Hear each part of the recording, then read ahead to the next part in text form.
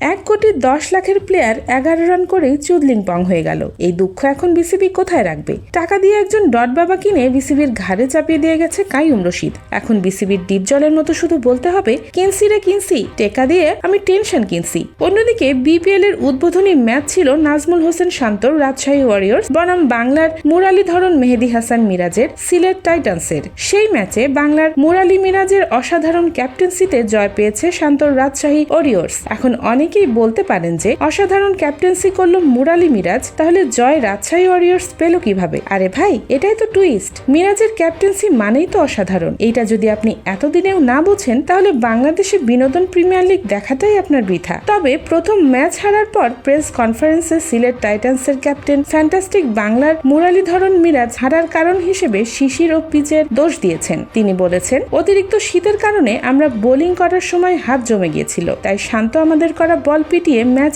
জিতাতে পেরেছে। তার চেয়ে বড় কারণ হচ্ছে ম্যাচটা সিলেটে হয়েছে। যদি এই ম্যাচটা কোনোভাবে মিরপুরের ধান খেতে হতো, তাহলে শান্ত এত ভালো খেলতে পারতো না, মুশি ভাইও খেলতে পারতো না। মিরপুরে ম্যাচ হলে আমরাই জিতে যেতাম। এই বিষয়টার সাথে আপনি একমত হতে পারবেন কিনা জানি না, তবে আমি পুরোপুরি একমত। কেননা আমাদের বাংলার মুরালীধরনের মিরপুরের ধান ক্ষেত ছাড়া বল টার্ন করে না, তাই মিরপুরের মুরালীধরন মিরপুরের মাঠে খেললে তিনি একাই উইকেট নিতেন 4টা, কিন্তু ম্যাচটা সিলেটে হওয়ায় তিনি 3 ওভার বল করে 39 রান দিয়ে উইকেট নিয়েছিল 1টা। তার চেয়ে বড় দুঃখের বিষয় হচ্ছে এবারের বিপিএল এর নিরাপত্তাজনিত কারণে ফাইনাল ছাড়া একটা ম্যাচও ঢাকায় অনুষ্ঠিত হবে না। এটা মিরাজকে কতটা প্যারা দিচ্ছে সেটা প্রথম দেখেই বোঝা যাচ্ছে। এত বড় ধোঁকা আমাদের মিরপুরের মুরালীধরনকে না দিলেও পারত বিসিবি। তবে রাজশাহীর সাথে বাজে বোলিং করার পর নোয়াখালী এক্সপ্রেসের সামনে মিরপুরের মুরালীধরন আর বোলিং করতে আসে নাই, আবার ব্যাটিং করতে সে টেস্ট ম্যাচ খেলে দলের প্রয়োজনের সময় আউট হয়ে গেছে। তবুও সিলেট টাইটান্স জয়ের মুখ দেখেছে অনেক কষ্টে। আর নোয়াখালী এক্সপ্রেসের কথা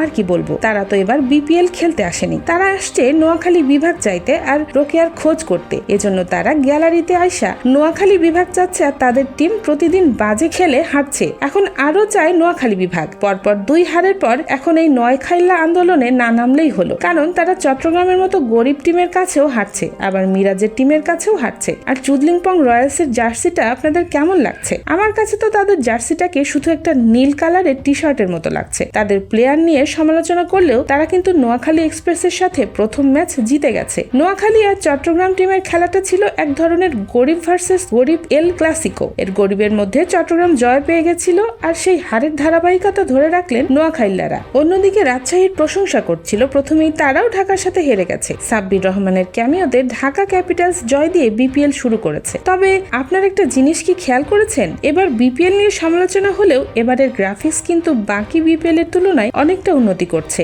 স্কোরবোর্ড চেঞ্জ করলেও আগের মতোই ফিল পাচ্ছি। শুধুমাত্র স্কোরবোর্ডের দিকে আর একটু নজর দিলে আর ফ্র্যাঞ্চাইজগুলোর দিকে রুলস ছুড়ে দিলে 16 কলা পূর্ণ হতো। তা আপনাদের কাছে এবারের আয়োজন কেমন লাগছে সেটা জানাতে ভুলবেন না।